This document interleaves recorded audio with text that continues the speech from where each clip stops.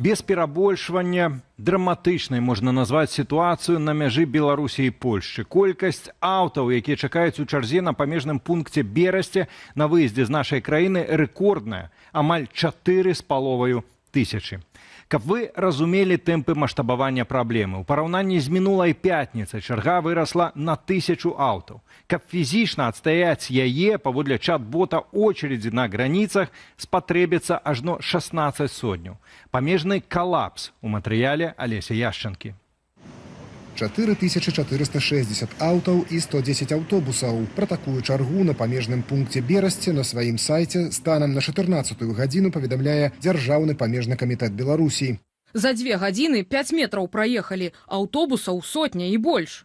Скардзяцца карыстальнікі тэлеграм-каналу «Варшавка, граніца, Брест, Тиресполь». Аўтамабільная чарга электронная, то бок фізічна заставацца ў ёй вы не мусіце. Працэдура наступная. Прыязджаеце на мяжу, рэгіструецеся, атрымліваеце нумар і можаце ехаць. Калі чарга падыдзе, вас выключуць. З інфармацыяй у тэлеграм-канале «Граніца бай онлайн» вядома, што ад моманту рэгістрацыі да выкліку на дадзены момант праходзіць каля 10 сотняў. Прыярытэт для пасажыраў з дзецьмі да 3 гадоў. У сувязі з сітуацыяй на мяжы актываваліся прадпрымальныя грамадзяне. Шукаю чалавека з прыярытэтам для перасячэння мяжы на маім аўтамабілі на 21 жніўня вечар, альбо 22. Забяру і завязу, куды скажаце. Вітаю, вельмі патрэбнае адно месца Берасці, Варшава на 19.08, пашпарт РБ, аплата еўрамі ці доларамі. Здам кватэру ў Берасці на сотні з 19 до 20 жніўня. Кватэра недалёка ад мяжы. Праз доўгае чаканне на мяжы аўтобусы беларускіх перавознікаў з Варшавы затрымліваюцца прыкладна на сотні. У сувязі з працяглым праходжаннем дзяржаўных межаў Рэспублікі Беларусі і Польскай Рэспублікі а 13:30 18.08.2025 адправіцца аўтобус па маршруце Варшава-Менск. У першую чаргу пасадку будуць ажыццяўляць пасажыры з квіткамі на 16:30, 21:00, 17.08.2025. Пры гэтым ахвочых трапіць у Літву значна менш. Гэтак паводле беларускага дзяржаўнага памежнага камітэту у пункце Каменны Лог у дзень у чарзе чакалі 120 аўтаў. Яшчэ менш у пункце пропуску Беняконі. Але на гэтым кірунку свае складанасці. Некаторыя беларускія перавознікі пачалі адмяняць рэйсы ў Вільню. Гэтак рэйсы з Магілёва праз Менск скасавала кампанія «Аўтасеўлад». Транспортная инспекция литовская. Запретили не выпустить наш автобус. Ну, вообще всем рассылки такие сделали. У нас позавчера были 2 рейса, с сегодняшнего дня. Вчера мы по одному. На мінулым тыдні рэйсы ў Вільню скараціў літоўскі перавознік «Еўролайнс». За ім пра такую ж захаду паведаміў беларускі «Менск-Транс». Алеся Яшчанка, Белсат. Дональд Трамп уже другі раз напісаў сваёй сацыяльнай сетцы True Social кампліментарны допіс пра Лукашэнку і нагадаў пра вызваленне 1300 палітычных вязняў. У кароткім паведамленні амерыканскі прэзідэнт выказаў падзяку Беларусі і, цытата, яе магутнаму лідару, а таксама агучыў надзею на хуткае вызваленне палітзняволеных. Ягоны допіс суправаджаецца гіперспасылкаю на пост профілю Калітаут, у якім аўтар абвінавачвае неназваныя меды ў замоўчванні поспехаў Трампа ў вызваленні 16 вязняў. Учора ж Лукашенка і Путін правялі тэлефонную размову. На ёй яны абмяняліся інфармацыяй пра перамовы. Кіраўнік Крамля падзяліўся вынікамі саміту на Алясцы, як сцвярджае прэсавая служба. Лукашенко, у сваю чаргу, расказаў пра размову з Трампам. Пра магчымыя мэты амерыканскага прэзідэнта ў перамовах з узурпатарам нам пракаментаваў Артём Шрайбман. Трампу все-таки нужны какие-то победы, да, какие-то достижения, в том числе гуманитарного свойства. Не получается остановить войну в Украине пока что у него, но вот если бы он смог добиться освобождения там больше 1000 белорусских политзаключенных, это все-таки какой-никакой успех. Второе, это какой-то разговор о войне, да, и вот тут это самое большое такое поле для загадок и спекуляций. Я не знаю, о чем конкретно с Лукашенко американцы говорят в контексте войны и мирных переговоров. В статье Time, которая вышла там, около недели назад, чуть больше, Джон Кол, помощник спецдокладчика по Украине Кита Келлога, заявил, что через Лукашенко передавали сигналы какие-то Путину, потому что он друг Путина.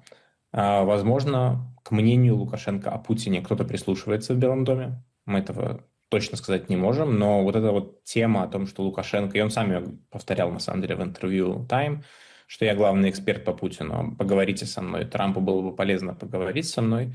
Это же довольно давний тезис белорусских пропагандистов и приближенных к власти экспертов. Ад катаванняў у турме да першай кампенсацыі ў выглядзе цукерак ад Лукашэнкі.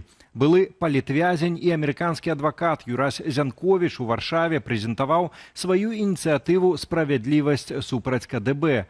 Чаго ён ідзе ў суд ЗША і як гэты паход можа паўплываць на лёсы іншых беларусаў. У пошуках адказаў на гэтае пытанне мерапрыемства наведаў і наш калега Руслан Ігнатовіч. Сёння ў беларускім доме ў Варшаве былы палітвязень, амерыканскі юрыст і беларускі актывіст Юрай Зянковіч прэзентаваў сваю новую ініцыятыву пад назваю «Справядлівасць супраць КДБ». Гэтая праграма юрыдычнай і грамадзянскай барацьбы за праўду і годнасць, якая накіраваная супраць беларускіх сілавых структураў, датычных да катаванняў і палітычных пераследаў.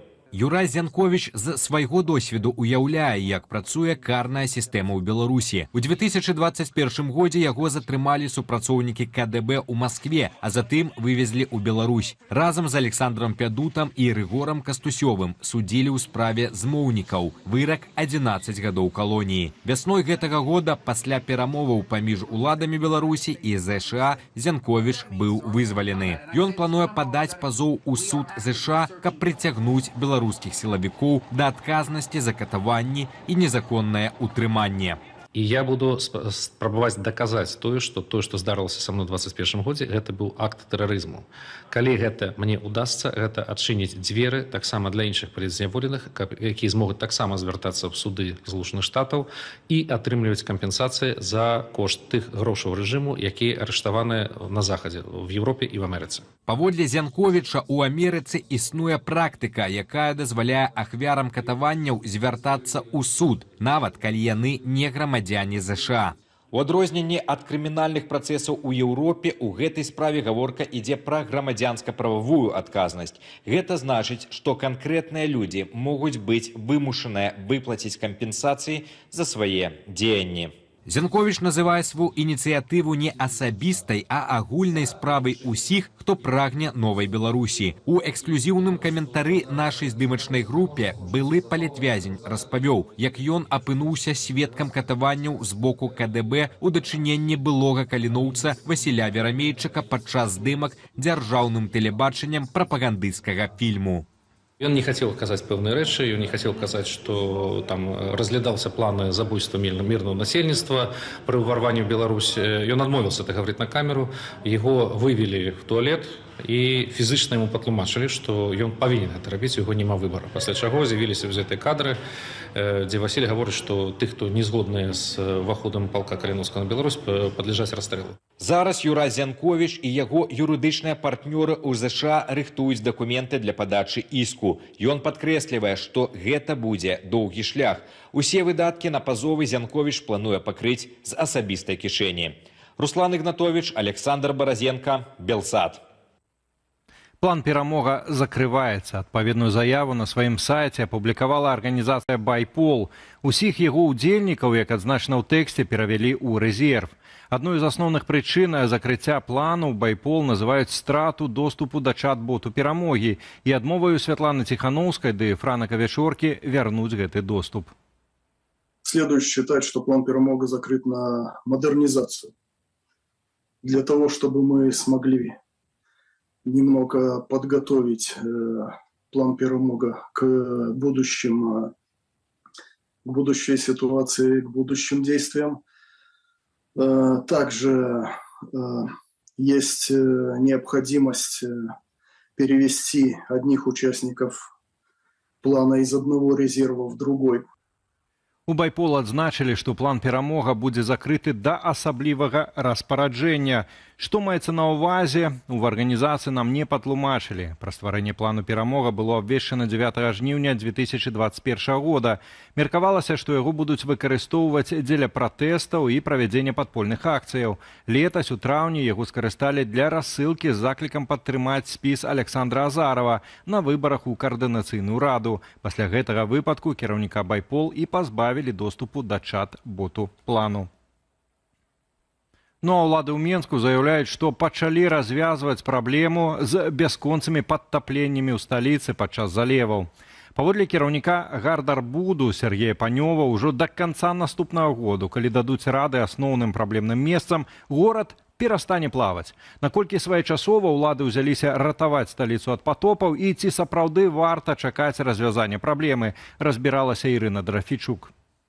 Оно затопило пешеходную дорожку, прям идет по краям. Как будто болото на земле. Смотри. Падобная картинка для Менску шмат гадоў не рэдкасць. Падчас моцных залеваў праз затапленне грамадскі транспарт ходзіць з перабоямі. Прыватныя аўтамабілі залівае, вада збіраецца на вуліцах і зацякае ў скляпенні. Прычыны патопаў не толькі часцейшыя і больш інтэнсіўныя дажджы, але і непадрыхтаванасць інфраструктуры да зменаў клімату. Тыя сістэмы, якія праектавалі пры пабудове горада яшчэ там, напрыклад, у 90-х, 80-х, 70-х, яны ўжо не разрахованы. Заўсёды, напэўна, ёсць пэўныя памылкі пры праектаванні, пры будаўніцтве, ёсць нейкія вузкія месцы, дзе скопліваецца вада. Новыя сістэмы ліўневыя прыеднуюцца да старых, і выходзіць, што гэта не прыстасавана па сучаснай умовы. Найчасцей падтапленні пасля залеваў адбываюцца ў адных і тых жа месцах. На вуліцы Астрашыцкай ва Ўруччы, ля парку Чалюскінцаў і Камароўкі, на Нямізе, Інтэрнацыянальнай, Лагойскім тракце і Дражні, у раёнах Сухарава і Кунцаўшчына. Чыноўнікі ўзяліся вырашыць праблему. Так, на вадаводзе Яркава цяпер вядуцца працы, якія дапамогуць разгрузіць Фрунзенскі раён. Яшчэ 6 праектаў у распрацоўванні. До конца года разработаем всю оставшуюся документацию, и за первый-второй кварталы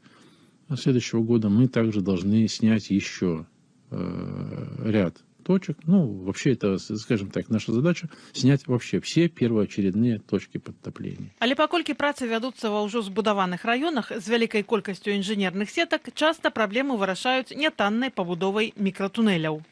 Каб зменшыць нагрузку на ліўневую каналізацыю, трэба змяняць агульны падыход да горадабудавання, падкрэслівае Даніил Аленіус. Да прыкладу, каб не перашкаджаць сцёку вады, варта не асфальтаваць паркоўкі і адмовіцца ад запраектаваных газонаў. Сам па сябе вось гэты газон класічны, які ў нашых гарадах вельмі любяць, ён таксама пагана у сабе набірае ваду, а лепей ось менавіта прыродная змешаная зеляніна. Гэткія рашэнні таксама паспрыяюць паляпшэнню клімату ў горадзе, каб быў больш прыязны да чалавека.